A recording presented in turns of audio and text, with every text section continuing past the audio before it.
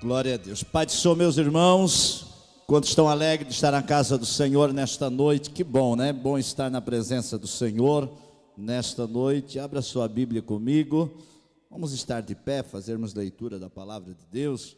Vamos lá, leitura da palavra de Deus. Nós vamos ler primeiro livro de Samuel, capítulo de número 11. Nós vamos ler os 7 primeiros versículos. Primeiro livro de Samuel, capítulo de número 11, nós vamos ler os 7 primeiros versículos, né? Depois aí de um final de semana abençoado, cheio de banquetes. Hoje vocês vieram comer um arrozinho com feijão, né? Não é verdade? Foi um final de semana aí de banquete, churrascada boa aí, na palavra de Deus, pregadores aí de fora. E hoje vai ter um feijãozinho com arroz, né? Então vamos lá, né? Glória a Deus. Vamos lá, todos acharam? Primeiro livro de Samuel, capítulo de número 11, versículo de número 1 diz assim: Então subiu Naás, amonita, e sitiou Jabes de Gileade. E disseram todos os homens de Jabes a Naás: Fazes aliança conosco, e te serviremos. Porém Naás, o amonita, lhes disse: Com esta condição farei aliança convosco, que a todos vos arranque o olho direito, e assim ponha esta afronta sobre todo Israel. Então os anciões de Jabes lhe disseram: Deixa-nos por 7 dias, para que enviamos mensageiro a todos os termos de Israel. E não havendo ninguém que nos livre, então sairemos a ti. E vindo o mensageiro a Gibeá de Saul, falaram essas palavras aos ouvidos do povo. Então todo o povo se levantou a sua voz e chorou. E eis que Saul vinha do campo, atrás dos bois, e disse Saul: Que tem o povo que chora? E contaram-lhe as palavras dos homens de Jabes. Então o Espírito de Deus se apoderou de Saul, ouvindo estas palavras, e acendeu-se grande maneira a sua ira, e tomou um par de boi, e cortou-os em pedaços, e os enviou a todos os termos de Israel pela mão dos mensageiros, dizendo: Qualquer que não sair atrás de Saul e atrás de Samuel, assim se fará aos seus bois. Então caiu o temor do Senhor sobre o povo, e saíram como um só homem. Podeis sentar. Eu quero nesta noite pregar subordinado a um tema nesta noite. O tema da minha mensagem nesta noite é defendendo o olho direito. Diga para a pessoa que está ao teu lado: você precisa defender o teu olho direito. Diga para a pessoa da direita, da esquerda, diga para ela: você precisa guardar bem o teu olho direito, porque o inimigo quer arrancar o teu olho direito. É interessante a gente estudar esse texto, e é um texto até então inusitado, e é um texto que vai aparecer uma única vez, é o único fato que aparece na Bíblia Sagrada, mas que tem uma relevância muito interessante, muito importante para a nossa aplicação espiritual. Para os irmãos se localizarem, Israel está vivendo um período de transição do governo teocrático para o governo monárquico. É uma transição, ela vai começar, essa transição começa a partir do capítulo 8, capítulo 7, capítulo 8 de 1 Samuel, onde o povo vai pedir um rei físico.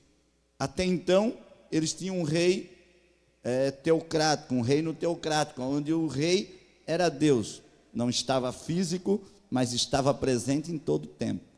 Mas eles não querem mais um rei teocrático, eles querem um reino teocrático, eles querem um reino monárquico, eles querem um rei físico.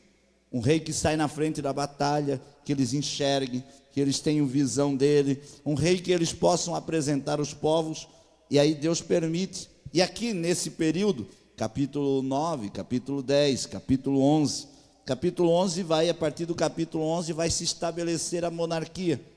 A partir desse incidente aqui, vai acontecer a solidificação do reinado de Saul. A partir daqui ele começa a reinar. Eles estão nesse período de transição, estão trocando do reino teocrático, onde Deus é o rei, passando para o rei humano, e aí o primeiro rei que todo mundo sabe que é Saul. E nesse período de transição, vai acontecer uma invasão em Israel, mais propriamente no território de Gileade, numa cidade chamada Jabes de Gileade. Essa cidade ela ficava a 10 quilômetros aproximadamente do Rio Jordão, ao leste do Rio Jordão, e 40 quilômetros ao sul do mar da Galileia.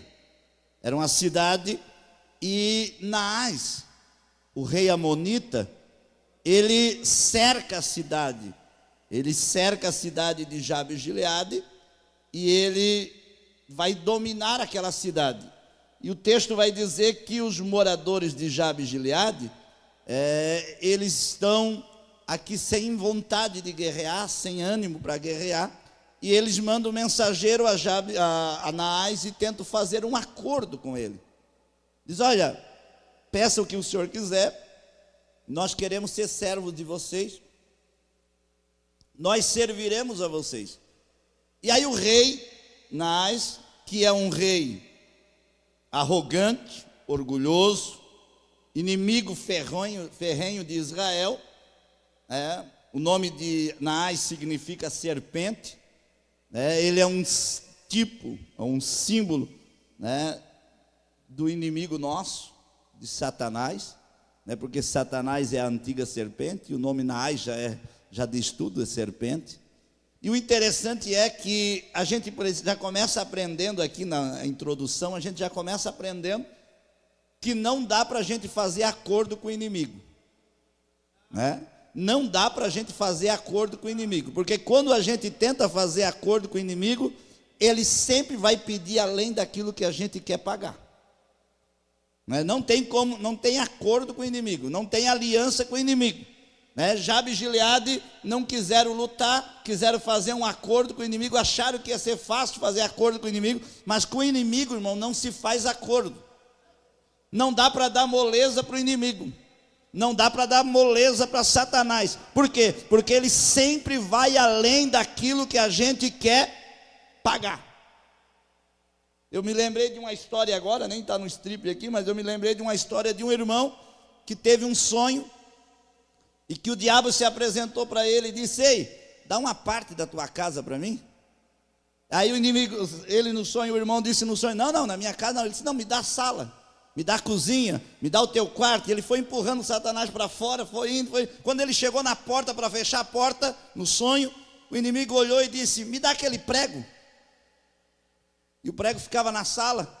Aí ele disse, olhou para o prego e disse: aquele prego ali, o que tu vai fazer? Não, me dá o prego. Ele disse: tá bom, aquele prego eu te dou. E o inimigo foi, voltou e botou um saco pendurado ali. E daqui a pouco, no sonho, ele não conseguia mais ficar dentro de casa por causa do mau cheiro que tinha naquele saco.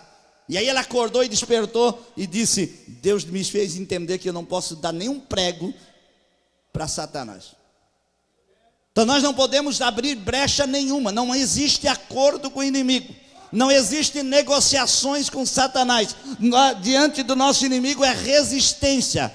Diante do nosso inimigo é resistência. Você não pode frouxar, porque se a gente frouxar, ele vai avançar. Se a gente frouxar, ele vai dominar. Se a gente querer fazer acordo com ele, ele vai pedir além daquilo que a gente tem condições de pagar.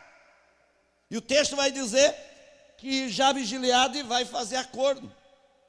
E aí Naás, ele diz assim: eu até faço um acordo com vocês, desde que o acordo for o seguinte: todos os moradores de Jabes de Gileade terão que deixar, olha o que diz o texto, Desde ali, porém Naás o amonita disse: com esta condições farei aliança convosco, que a todos vos arranque o olho direito. Tem uma outra versão que diz assim: desde que vocês permitam eu arrancar o vosso olho. Olha a proposta do inimigo, olha a proposta de Naás. E eu fiquei intrigado com isso aqui. Eu disse: por que Naás queria o olho dos moradores de Jabes e Gileade? Por que ele não pediu o braço? Por que ele não pediu um dedo do pé?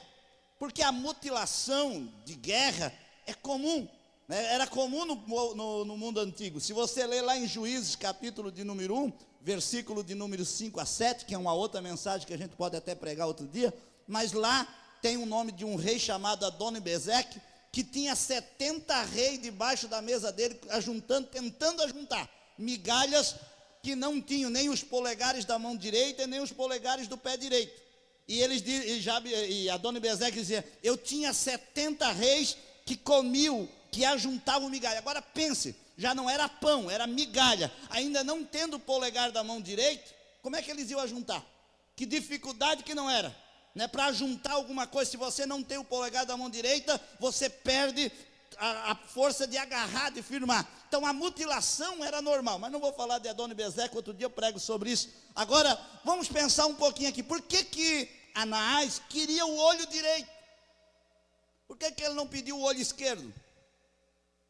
Por que é que ele vai logo dizendo assim: eu quero, neste acordo, eu quero o teu olho direito? Isso aqui tem uma lição muito grande para mim e para você, porque quando você vê a história aqui, você vai ver que os mensageiros levam mensagem para Saul. Saul fica indignado, reúne um exército e vem e derrotam Naás e o exército amonita. Mas eu não quero pregar sobre a derrota de Naás, eu quero pregar sobre a proposta de Naás, essa proposta indecente do inimigo: arrancar o nosso olho direito. Quando eu comecei a estudar isso aqui, quando eu comecei a pensar nessa proposta indecente de Satanás, eu aprendi pelo menos 4 lições. Por 4 razões o inimigo queria arrancar o olho direito. Por 4 razões o inimigo queria tirar o olho direito desse povo. E aplicando a mim e a você, por 4 razões o inimigo quer arrancar o nosso olho direito. Ele não quer só furar, ele quer arrancar o nosso olho direito. E quais são as causas que o inimigo quer nos arrancar o olho direito? 4 razões são elas. Pois, ao arrancar o nosso olho direito, em primeiro lugar, ele causava, ao arrancar o olho direito, ele causava limitação na visão. Ou seja, quem perdia o olho direito, ele ficava limitado na visão. E o inimigo quer nos limitar a nossa visão. Ele quer que a gente perca a visão periférica. Ele quer que a gente perca a nossa visão espiritual. E é por isso que ele quer arrancar. E ele quer arrancar justamente o olho direito. Sabe por que ele quer arrancar o olho direito? Porque a Bíblia vai dizer que nós somos os bons soldados de Cristo. E eu estava pensando, estudando, e achei interessante, pastor Carlinhos, que os soldados, os guerreiros, eles usavam a espada na mão direita, a não ser que fosse canhoto, mas era algo que vinha, né, não era normal, era uma anomalia. Então não era comum ser canhoto, a maioria de mão direita. Então se usava a espada na mão direita e o escudo pequeno na mão esquerda. Então, para se defender das flechas, das pedradas, usava-se o escudo que protegia a face e o lado do corpo, e olhava-se pelo canto do escudo com o olho direito. Então colocava-se o escudo na frente e olhava pelo canto do escudo, só pela lateralzinha usava o olho direito. Era a forma do soldado ter visão da guerra. Então imagina um soldado cego do olho direito, como é que ele ia guerrear? Como é que ele ia se proteger? Ele, para ver, ele teria que tirar o escudo, ele tirava a sua proteção. E aí o inimigo sabe justamente o que ele pede para nos deixar vulnerável. Ele sabe o que ele pede para nos deixar vulnerável. Ele sabe o que ele pede. E ele vai pedir justamente o olho direito. Por quê? Porque ele vai limitar a visão do soldado. O soldado já não vai ter mais aquela visão de profundidade. O soldado já não vai ter mais aquela visão periférica. Se ele coloca o escudo na frente, ele não enxerga o inimigo. Se ele tira o escudo, ele fica vulnerável para o inimigo. E é isso que o inimigo quer. Ele quer que nós perdamos a nossa visão. Ele quer que a gente não tenha noção do perigo. Ele quer que a gente seja vulnerável para ele atacar. Mas eu vim aqui debaixo do sangue de Jesus nesta noite dizer: ele não vai arrancar o nosso olho, porque nós não vamos deixar passivamente. Nós vamos guerrear, mas a visão nós não vamos perder. É interessante a gente pensar que o inimigo, ele pede para arrancar o olho. Por quê? Porque ao arrancar o olho, ele prejudicava a percepção de profundidade do inimigo, do soldado. Ele tirava a visão periférica. O inimigo quer fazer com que a gente perca a noção. E eu vou dizer algo: tem muita gente que já perdeu o olho direito espiritual. Ele já não tem mais noção periférica. Ele já não tem mais a visão periférica da guerra. Para ele já não existe mais guerra espiritual. Nós estamos vivendo uma época em que a maioria das pessoas nem sabe mais o que é guerra espiritual. Não, nós estamos vivendo uma época em que as pessoas acham que a igreja é um playground. É um parque de diversão. Tem muita gente que acha que a igreja não é um campo de batalha. Se você pensa que a igreja é um campo de batalha, eu vim aqui te decepcionar. É um parque de diversão, e eu vim aqui te decepcionar nesta noite. A igreja não é um parque de diversão. Você não veio aqui para um playground para você brincar de ser crente. Você veio aqui, foi alistado para a guerra. E como guerreiro e como soldado, você não pode deixar arrancar o teu olho, porque senão você vai perder a noção espiritual da batalha. Uramanda, gamarraçai, geduriamarraçai.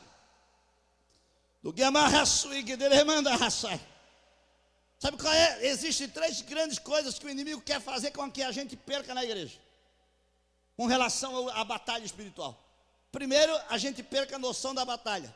A gente pensa que não existe guerra. Não, é só mar de rosa. Não, a vida cristã é uma maravilha. Não, a vida cristã é um tapete aveludado. Aí o inimigo quer que a gente ache que a vida cristã é um playground, onde a gente vem aqui para passear, brincar, se alegrar. Não, tem um momento de alegria, tem um momento que a gente fica descontraído, mas deixa eu dizer algo mais sério. A vida cristã é uma batalha constante. Quando você lê os escritos de Paulo, Paulo nos chama de bons soldados de Cristo. Quando a gente lê 2 Timóteo capítulo de número 6, Paulo vai nos dizer que é para nós militar a boa milícia da fé. E a palavra milícia ali, para quem não sabe no grego, é a agonia. Tem a ideia de uma guerra, de uma luta intensa, agonizante, aonde você vai para cima do inimigo e agarra ele, e agonicamente você luta com ele constantemente. Então você não pode deixar brecha para que o inimigo arranque a tua visão. Você precisa continuar tendo a visão de como vai ser a guerra, como que o inimigo está atacando, qual é as estratégias que ele está usando, qual é a forma que ele está se levantando, qual é a luta que ele está levantando na tua casa. E eu venho aqui nesta noite dizer: não deixe ele arrancar a tua visão periférica, não deixe ele arrancar o teu olho direito. Não, você vai colocar o teu olho e vai dizer: aqui não, você não vai me arrancar a visão. Eu quero continuar enxergando, eu quero ver a realidade espiritual. É interessante a gente pensar nisso, porque Paulo vai escrever em Efésios capítulo de número 6, versículo de número 10 até o 16. Paulo vai falar que nós devemos estar preparados para a guerra espiritual. Paulo vai dizer que nós precisamos estar pronto para a guerra espiritual. Mas para estar preparado para a guerra espiritual, nós precisamos ter a visão correta da guerra espiritual. Nós precisamos saber com quem nós estamos atacando, para saber com quem é o nosso inimigo realmente, para saber quem é o nosso inimigo. Porque tem gente que está, eu ia usar isso daqui a pouco, quem sabe não dá tempo. Tem gente que não sabe quem é o inimigo. Tem gente que não sabe quem é o inimigo na igreja. Ele acha que o inimigo da igreja é o vizinho dele de banco. Ele acha que o inimigo da igreja é o amigo dele de banco. Não, não, não. Paulo disse, você não tem que lutar contra carne e sangue. O teu inimigo não é o que está sentado do teu lado. O teu inimigo é as potestades, é os principados que estão nas regiões celestiais. É contra ele que nós temos que lutar. Mas sabe o que o inimigo quer fazer? O inimigo quer fazer que a gente fique se degradando aqui dentro, porque enquanto a gente se debate aqui dentro, ele ganha espaço, ele ganha terreno, ele ganha caminhada, ele vai dominando. Mas nesta noite o Senhor está nos dizendo aqui nesta noite, não damos espaço para ele, não deixa ele arrancar o teu olho. Abra a visão espiritual nesta noite e comece a enxergar a realidade que a maioria não enxerga, porque o mundo espiritual existe. Esses dias atrás eu preguei, acho que foi numa consagração, não me lembro. Eu preguei esses dias atrás e falei que nós vivemos entre dois mundos, o mundo natural e o mundo espiritual. E a gente precisa ter discernimento para discernir a hora que estamos no mundo natural e a hora que temos que guerrear no mundo espiritual. A gente precisa ter discernimento para estar entre o mundo natural e o mundo espiritual, porque acima do mundo natural existe um andar, um segundo andar, que é o mundo espiritual. Lembra de Daniel, capítulo de número 10? Daniel vai orar porque há uma guerra prolongada em Israel. Daniel está na Babilônia. O primeiro remanescente voltou para Jerusalém para reconstruir o templo não está sendo reconstruído, deu uma travada, os samaritanos se levantaram contra os judeus remanescentes que voltaram para Jerusalém. Daniel vai orar. Eles não podem, essa guerra que está acontecendo não é normal. Essa guerra que está acontecendo lá, o povo voltou, está debaixo da promessa, 70 anos, Deus falou que Ciro ia libertar, Ciro libertou, e agora o povo voltou, e o templo não está construindo, alguma coisa está errado. Eu vou orar, e a Bíblia diz que Daniel vai orar por 21 dias, termina a campanha de 21 dias, ele está lá na beira do rio, e daqui a pouco desce um anjo.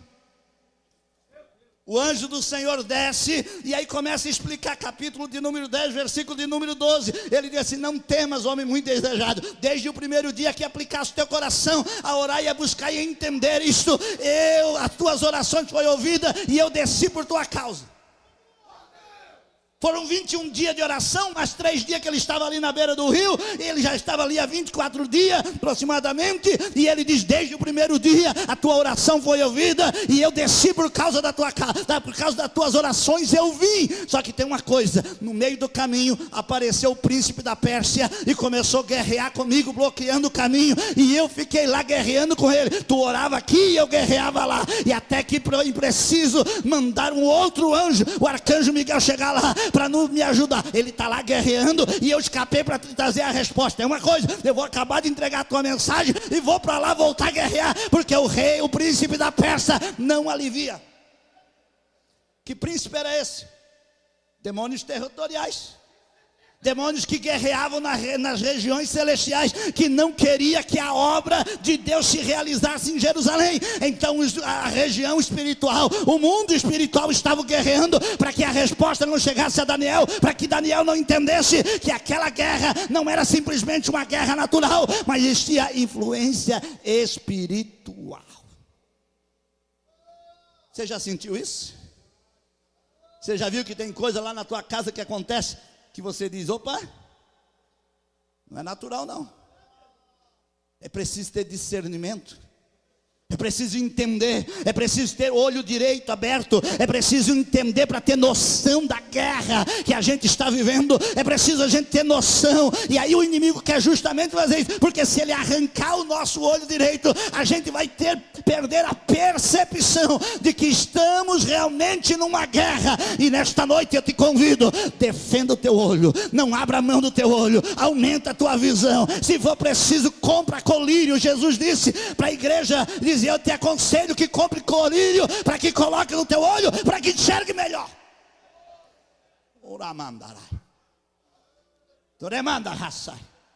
Está com problema de visão espiritual? Compra colírio com Jesus. Jesus tem um colírio certo para ampliar a minha visão e a tua visão. Tem problema de visão espiritual? Nesta noite o oculista do céu está aqui. E ele vai receitar a consulta certa. E ele vai melhorar a tua visão. E você e eu vamos começar a entender que é uma batalha, que é uma guerra, que é uma peleja, que é uma batalha. E nesta noite o inimigo não vai nos arrancar a nossa visão. Pelo contrário, nós vamos enxergar o ponto certo. Ora mandará. Eu sinto a presença dele aqui nesta noite. Eu sinto a presença dele aqui nesta noite. Eu disse que ia ser um feijãozinho com arroz. E veio um pirãozinho, né? Não veio nem um arrozinho. Acho que veio só pirão. Um feijão com pirão mesmo. Feijão com farinha. Um pirão bem durão. Mas não tem problema. É esse aí que vai nos alimentar nesta noite. E a gente vai vencer essa guerra. Porque o inimigo quer nos fazer perder a visão. Arrancando o olho direito, tira a nossa percepção de guerra. A gente não começa a ter noção mais. E aí a gente sabe como é que a gente vai ficar? A gente vai fazer ficar parecido com Geazi, o moço de Eliseu. Sabe qual é a visão de Geazi?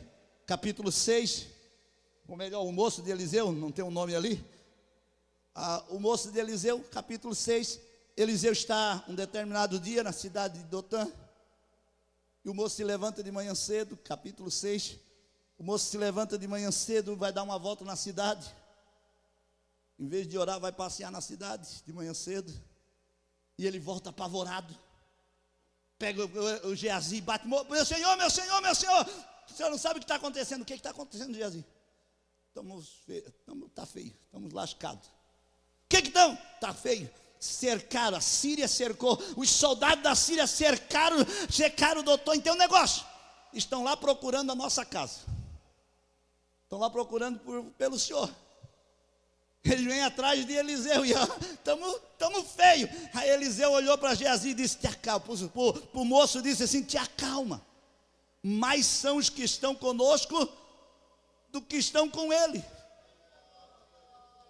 Te acalma. Mais são os que estão conosco do que os que estão com ele. E daí naquela hora eu acho interessante que Eliseu vai orar e vai dizer assim: Senhor, peço que tu abra os olhos do moço. Devolve para ele, numa linguagem figurada que eu estou usando, devolve para ele o olho direito. Faz ele ver a realidade espiritual. E a Bíblia diz que os olhos do moço foi aberto naquela hora. E o que é que ele viu? Ele viu os montes cheios de carros e cavaleiros de fogo ao redor de Eliseu. Isso é questão de visão.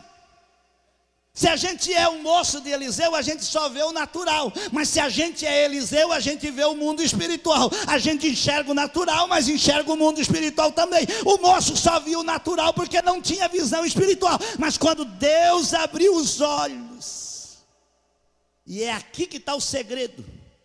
Porque muitas vezes a gente está se debatendo porque só consegue enxergar o natural. A gente está desesperado porque a gente só está vendo com o olho, precisa abrir o segundo olho. Muitas vezes a gente está num desespero porque a gente olha e diz: meu Deus, vai acabar tudo, agora não tem mais jeito, agora se acabou, agora não tem mais solução, e a gente só vai morrer tudo, vai perecer tudo. É um moço de Eliseu desesperado. Mas aí tem um Geazi, tem um Eliseu da vida melhor do outro lado dizendo: Senhor, abre o olho dele. Faz ele ver o que eu estou vendo. Faz ele enxergar o que eu estou enxergando. Não é assim que acontece. Tem dia que a gente vê uma coisa e a gente fica desesperado. Agora vou morrer tudo, agora vai acabar tudo. E aí a gente chega num lado de alguém que está vendo a mesma coisa que nós e está numa paz tranquilidade, numa paz tremenda.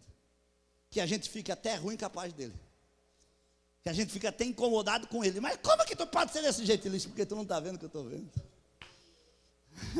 Tu não está enxergando o que eu estou enxergando. Tu está vendo só o primeiro andar. Eu estou olhando já o segundo andar. Eu estou olhando o andar de cima. Você só está vendo o inimigo. Eu estou vendo os soldados que estão do nosso lado. Você está vendo só os homens natural. Eu estou vendo os guerreiros espirituais. Eu estou vendo carros de fogo. Eu estou vendo cavaleiros de fogo. Eu estou vendo um exército de Deus que está nos protegendo. Sabe por que o inimigo queria arrancar o olho? Porque arrancando o olho limitava a visão espiritual do soldado. Sabe por que o inimigo queria arrancar o olho? Porque arrancando o olho incapacitava o soldado de guerrear. Não só arrancava a visão, mas tirava a capacidade de guerra do soldado. Como assim, pastor? Um soldado sem o olho direito, ele não podia atirar com arco, ele não poderia lançar lança, ele não poderia, um soldado sem o olho direito, ele não podia atirar de estilingue ou de funda, como você queira. Por quê? Porque arrancando o olho direito, tirava a mira do soldado. O soldado não tinha mira, perdia a capacidade de acertar o inimigo, não tinha mais alvo, não acertava mais o alvo, ele ia mirar e não a mirava mais. Então o inimigo disse: eu quero o olho direito, porque eu vou arrancar a visão do soldado, mas eu vou tirar a capacidade dele reagir. Eu vou arrancar a visão dele, mas eu vou tirar também a capacidade dele empunhar o arco. Imagine o soldado esticando o arco e não tendo mais a mira. Imagine o soldado mirando a lança e não conseguindo mais acertar o alvo. O alvo está lá e ele atirando para cá, porque ele perdeu a mira. Imagine o soldado pegando um estilingue. Imagine Davi cego de um olho. Como é que Davi ia mirar o gigante? Porque não tinha mais mira. E o inimigo quer que a gente comece perdendo o foco.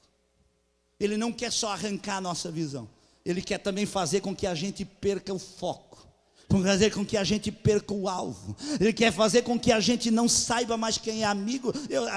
Tinha um desenhozinho que os meus meninos viam antigamente, tinha até num DVDzinho, que eram uns pombinhos que iam para a guerra, e eles levavam carta na guerra. Era muito usado antigamente, né? Nas guerras antigas, pombo correio. Então eles levavam o pombinho. Naquele desenhozinho, os pombinhos passavam por um treinamento para ir para a guerra. E aí eu achei interessante que tinha uma fila de pombinho e passava um quadrinho lá na frente. E eles iam mudando. E eles perguntavam: inimigo ou amigo? Amigo ou inimigo? E aí os soldadinhos, os pombinhos aqui, misturavam tudo. Uma hora era amigo, outra hora era inimigo. E o que era inimigo virava amigo, e o que era amigo virava inimigo. E eu me lembrei agora disso aqui, que muitas vezes a gente está igual aqueles pombinhos lá. A gente já não sabe mais quem é amigo e quem é inimigo, quem é dos nossos e quem é dos outros. A gente já perdeu a noção porque perdemos o foco. A gente já não sabe mais quem é. A gente já está perdido. Até temos a espada na mão, até temos o arco na mão, até temos a lança na mão, até temos o estilingue na mão, só não temos alvo.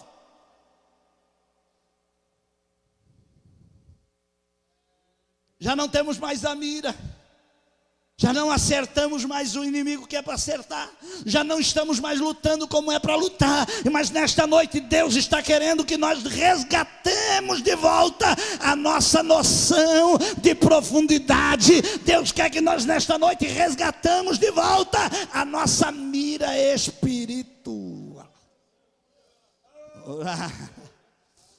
Oremaia.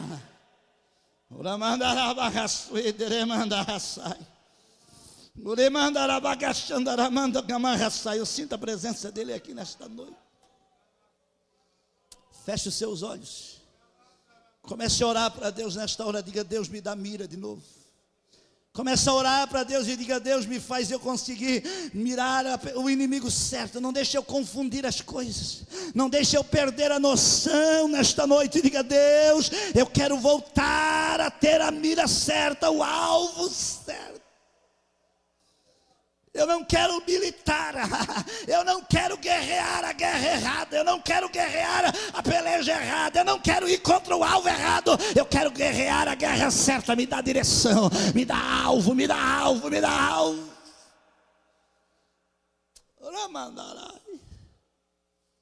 Eu sinto uma graça de Deus aqui nesta noite.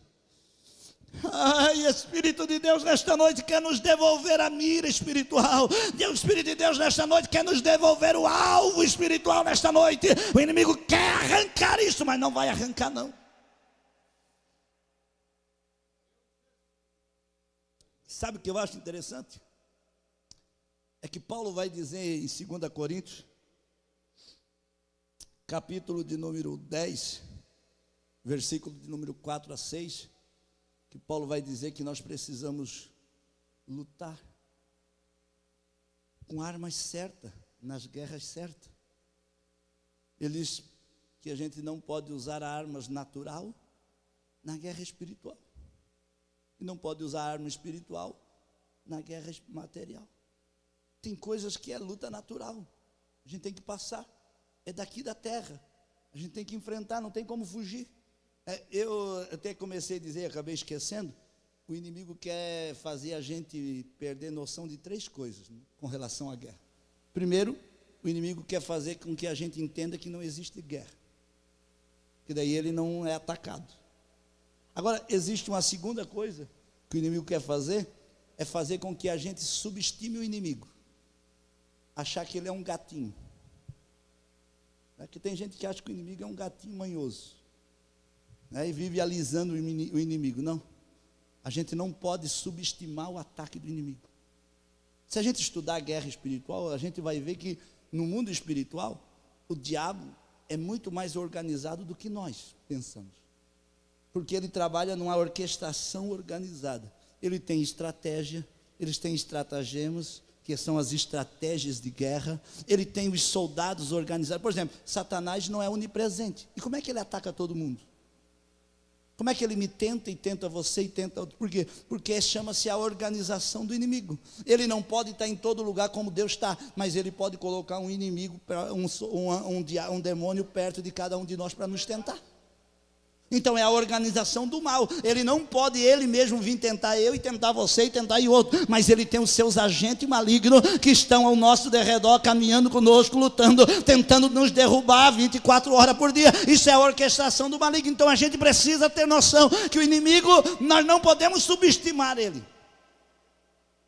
Ele existe, as guerras espirituais são reais. Agora existe um terceiro problema no mundo espiritual, na guerra espiritual, que a gente precisa, que o inimigo quer que a gente não entenda. Primeiro é que não existe a guerra. Segundo é que a gente subestime ele. Mas terceiro, é o grande perigo de muita também, é que a gente superestime ele. Dá o valor para ele que ele não tem. Dá o poder para ele que ele não tem. Porque tem muita gente que acha que na guerra espiritual, o diabo e Jesus estão no mesmo nível. Deus e o diabo estão no mesmo patamar. E é uma guerra que os dois estão ali. Deus vai ganhar no último round, nos últimos 10 segundos. É igual aquele filme antigo de faroeste, que primeiro o camarada apanhava um monte, e lá no fundo arrancava um soco e aí derrubava o inimigo. Não, Deus não tem não. Deus está lá no alto, é soberano. O inimigo está aqui embaixo. A gente precisa entender que nós estamos com aquele que é maior, que está do nosso lado, que está conosco, que a vitória é nossa, que somos mais do que vencedores. A gente precisa colocar o inimigo no lugar que ele é. Ele é o nosso inimigo, ele tem potencial para nos atacar, mas o que está conosco é maior do que ele, e nós vamos vencê-lo.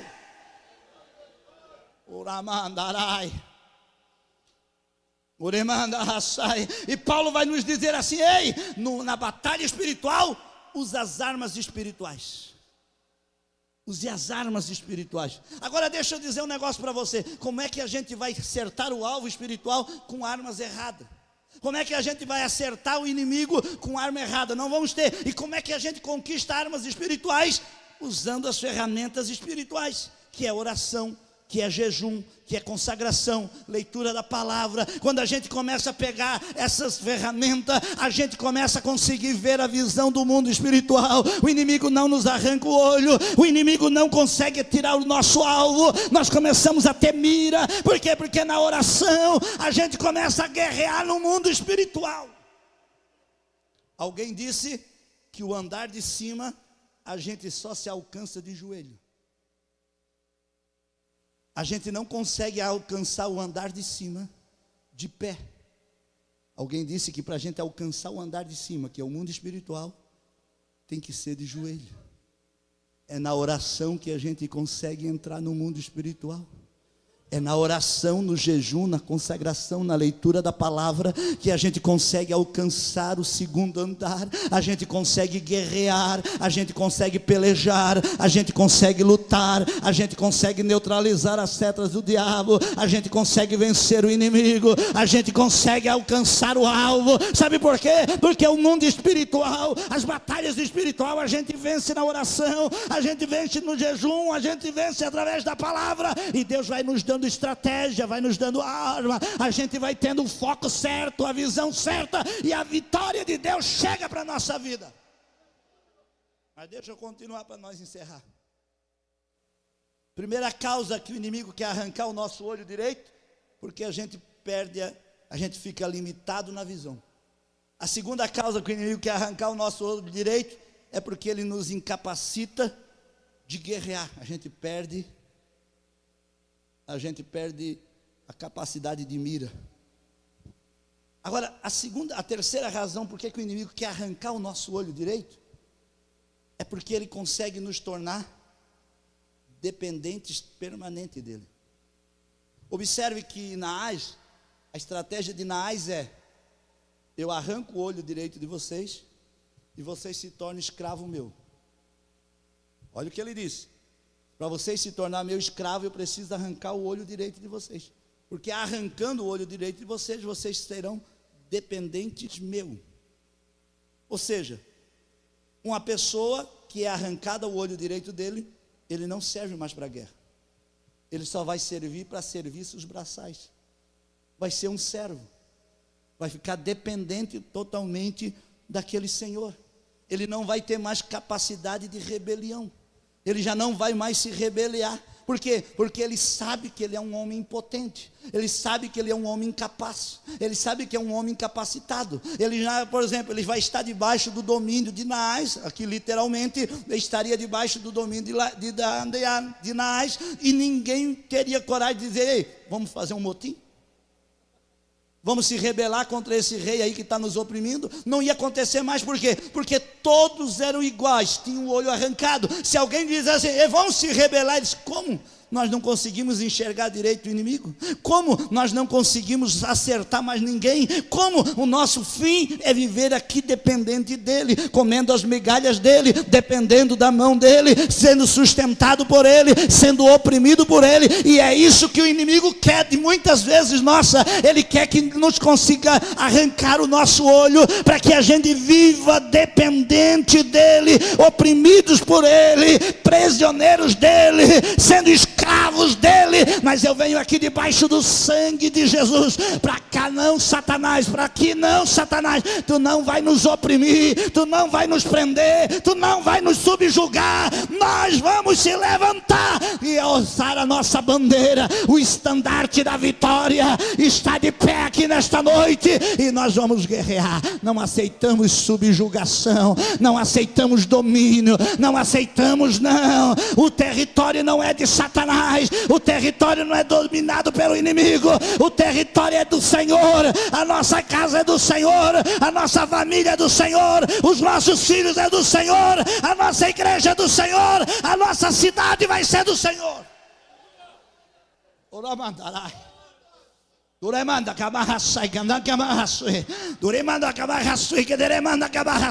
Não tem nada de desceder, não. Não tem nada de abrir espaço para ele, não. Não tem nada de estar mendigando, não.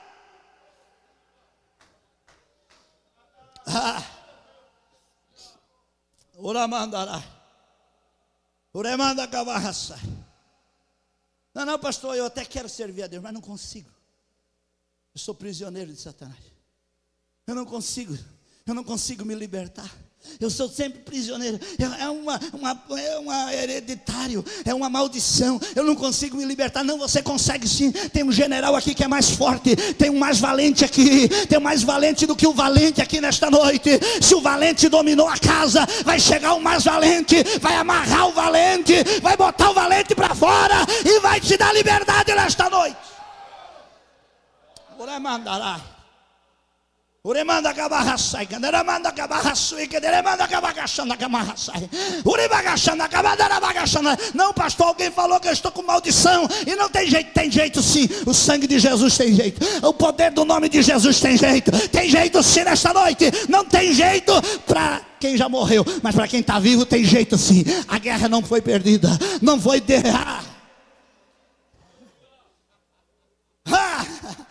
Uramandará. Sabe o que eu acho interessante? É que Jabes de Gileade diz assim, olha, foi Jabes de Gileade que abriu conversa com o inimigo e disse, ei, aceita nós como seus servos. Quando a proposta veio, pastor Ari, que era para arrancar o olho, ele disse, ei, dá 7 dias para nós. Nós vamos ver se alguém vai se levantar para nos defender. Não se entrega fácil. Procure ajuda. Não deixa Satanás arrancar o olho fácil. Procura ajuda. Tem alguém que já se levantou a teu favor. Tem alguém que já está de pé. Tem alguém que já se levantou a teu favor. Aí eles disseram, ei, dá 7 dias para nós. Sabe o que eu acho interessante no texto? É que eles mandam mensagem, Saul reúne. E reúne um exército grande. Manda mensagem para Jabes de Gileade. Jabes de Gileade diz assim, manda mensagem para o inimigo e diz assim, ei, amanhã vocês podem chegar. Amanhã vocês vêm. Vocês querem o nosso olho? Vem buscar eles amanhã. E a Bíblia vai dizer que ao amanhecer do dia, nem tinha amanhecido o dia, quando eles estavam prontinhos para vir arrancar o olho de Jabes de Gileade, o exército entrou e derrotou tudo. Quando o sol clareou, não achava 2 soldados inimigos juntos, estava tudo espalhado que não morreram. Sabe por quê? Porque a vitória vem, porque a vitória chega antes do inimigo arrancar. Se a gente buscar ajuda, pastor, o inimigo está com uma proposta indecente para mim, o que eu faço? Corra para os pés de Jesus, busque o mais valente nesta noite, busca o mais valente nesta noite, busca o mais nós não conseguimos sozinhos, mas o mais valente nesta noite, Jesus Cristo nesta noite, vai se levantar nesta noite, e vai pelejar a minha causa, vai pelejar a tua causa, vai pelejar a minha e a tua causa nesta noite, e Ele não vai nos subjugar. Nós não vamos ser dependentes dele. Nós não vamos comer as migalhas de Satanás. Nós não vamos ficar dependendo debaixo da mesa de Satanás, não. Nós temos o pão do céu. Nós temos a palavra de Deus. Nós temos um banquete celestial. Nós temos o céu que nos sustenta e nos alimenta nesta noite. Fica de pé nesta noite comigo.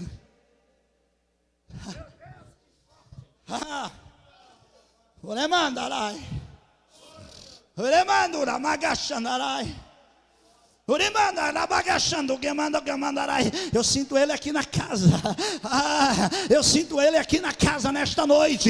Eu sinto Ele passeando aqui. Eu sinto Ele batendo, fazendo revista aqui no seu exército. E se tem alguém com risco de perder o olho direito aqui, Ele está dizendo, não vai perder não. Eu vou abrir a tua visão mais. Eu vou te dar mira. Eu vou te dar graça. Eu não vou te deixar ser preso. Eu não vou te deixar o inimigo se subjugar, não. Não, nesta noite eu vou te dar vitória. Agora olhe para cá para nós orar. Sabe qual era a razão que o inimigo queria arrancar o olho direito? A quarta razão que o inimigo queria arrancar o olho direito era, ao arrancar o olho direito, ele causava humilhação pública. O próprio texto vai dizer, e assim ponha uma vergonha sobre Israel. O inimigo queria arrancar o olho direito. Por quê? Porque limitava a visão, incapacitava de guerra, criava dependência daqueles que haviam perdido o olho, mas causava mutilação. Ao arrancar o olho, ficava só o buraco, ficava só a cicatriz, ficava só a ferida. Todo mundo que olhasse para ele ia ver a vergonha, ia carregando a insígnia da derrota. Quem visse andar na rua um Jabes gileadita em outra cidade, saberia que aquele ali era um servo do inimigo, porque o inimigo lhe tinha lhe arrancado o olho. Carregava uma vergonha pública, carregava uma insígnia do pecado, carregavam uma marca do inimigo no seu corpo. O inimigo havia arrancado o olho. E o inimigo quer nos mutilar espiritualmente. O grande alvo do inimigo é nos fazer com que a gente carregue a marca do pecado, que a gente carregue as cicatrizes das nossas mazelas, que a gente exponha, que fique ao público as nossas fracassos e as nossas derrotas. Observe que ele diz: eu vou arrancar o teu olho direito. Olho está na face. Face fala de honra. Por isso que Jesus disse: quando te bater o lado direito, ofereça o lado esquerdo, porque face ali fala de honra. Quando alguém te ferir, a honra. E o inimigo queria arrancar o olho, que ia mexer na honra, mexer na dignidade. É tão forte isso aqui, irmão, que Naás, lá na frente, vai ter um filho chamado Hanum. E quando Naás morre, Davi vai mandar embaixadores para consolar Hanum. E sabe o que Hanum vai fazer? Hanum vai raspar a metade da barba dos embaixadores de Davi, vai cortar a metade das vestes até aparecer as nádegas deles, e vai mandar eles embora com a metade da barba raspada e com a metade da veste cortada. E eles não vão poder chegar na cidade de Jerusalém, vão ficar na metade do caminho e vão mandar mensagem para Davi, dizendo: Davi, não tem jeito, nós fomos humilhados, nós fomos envergonhados, nós fomos ultrajados, nós fomos levar consolos e voltamos humilhados. Nos humilharam, feriram a nossa honra, rasparam a nossa barba pela metade, não tiraram inteira, só a metade. Porque o inimigo quer isso. O inimigo quer nos afrontar, o inimigo quer nos humilhar, o inimigo quer arrancar a nossa dignidade, quer arrancar a nossa honra. E o Naás queria furar o olho justamente para deixar ao público a afronta. Uramai, Ureamai. Sabe o que Davi fez? Davi tratou os seus embaixadores e disse: fica aí, porque a barba vai crescer. Fica aí, Davi disse, a barba vai crescer. Tentaram manchar a tua dignidade, fica tranquilo, a barba vai crescer de volta, a honra vai voltar de novo. Aleluia. Troca as vestes, aleluia, tira aquela que o inimigo rasgou. Deus tem vestes novas. Há um processo, a barba demora um pouquinho, mas o processo é feito, e a honra levanta de novo. Não pode ficar humilhado para sempre, porque a barba vai restaurar, Deus vai restaurar.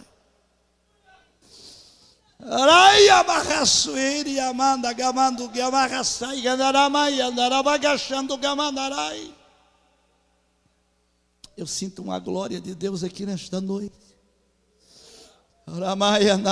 Pastor, tentaram me denegrir, pastor, tentaram me envergonhar, pastor, tentaram sujar o meu nome, tentaram manchar. Tu não deve no cartório, fica tranquilo, a barba vai crescer de volta. Pastor, eu fui injustiçado, estou inocente, fica tranquilo, Deus vai defender a tua honra, Deus vai defender a tua dignidade, Deus vai defender de volta, a barba vai crescer.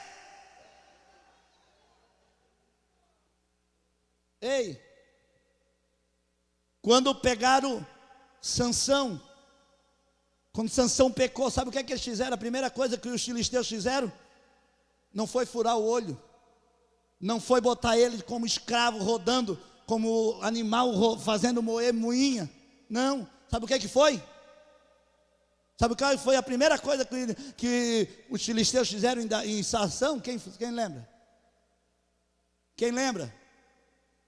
Sabe qual foi a primeira coisa? Cortar o cabelo de Sansão. A força não estava no cabelo de Sansão, mas o cabelo do nazireu era a glória do nazireado. Alguém só sabia que um camarada era nazireu por causa do cabelo. Quando terminava o voto do nazireado, ele raspava a cabeça, porque ele estava quebrando o voto, ou encerrando o voto. A primeira coisa que o inimigo fez, quando derrotou Sansão, ele disse: eu vou mexer naquilo que é a honra dele, naquilo que é a glória do ministério dele, naquilo que é a beleza do ministério dele. E a Bíblia diz que rasparam a cabeça de Sansão, furaram o olho dele e botaram ele para moer. Mas só que no versículo 22 do capítulo 16 de Juízes, enquanto botaram ele para moer, sabe o que a Bíblia vai dizer? Capítulo 16, versículo 22 de Juízes: e o cabelo voltou a crescer. O cabelo voltou a crescer. Presbítero irmão Cláudio, o inimigo rapa uma vez, mas ele se esquece que o cabelo volta a crescer. O inimigo mexe na nossa honra, na nossa glória, mas ele se esquece que ela volta a crescer de novo. E ele nem se tocou que o cabelo de Sansão voltou a crescer. Quando o nazireu quebrava o voto, ele raspava o voto, e o ato dele raspar a cabeça, ele estava refazendo o voto, e a partir dali começava a aliança de novo. Quando o inimigo raspou a cabeça, estou envergonhando Sansão, ele estava fazendo simplesmente a recomeçar a aliança de novo. Daqui a pouco o cabelo estava crescido, e lá está Sansão dizendo: Deus, me usa mais uma vez, me usa mais uma vez, me usa mais uma vez, me usa mais uma vez. O inimigo quer arrancar o nosso olho para jogar o nosso pobre ao público, mas Deus, nesta noite, não vou deixar arrancar o teu olho. Quem crê nesta palavra e precisa de uma oração, dobra o joelho onde você está.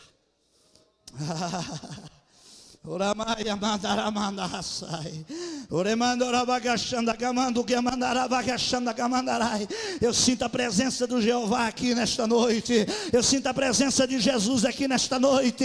Eu sinto a presença do Espírito Santo aqui nesta noite. Ele te dá honra, Ele te dá vitória, Ele te devolve nesta noite. Ele não permite que o teu olho direito seja arrancado. Ele vai te dar graça nesta noite. Eterno e soberano Deus, eu oro a Ti nesta noite, que esta palavra, Senhor, possa achar guarida no meu e no coração desta igreja, que nós possamos ser protegidos, que nós possamos ser vitoriosos, que nós nesta noite possamos vencer.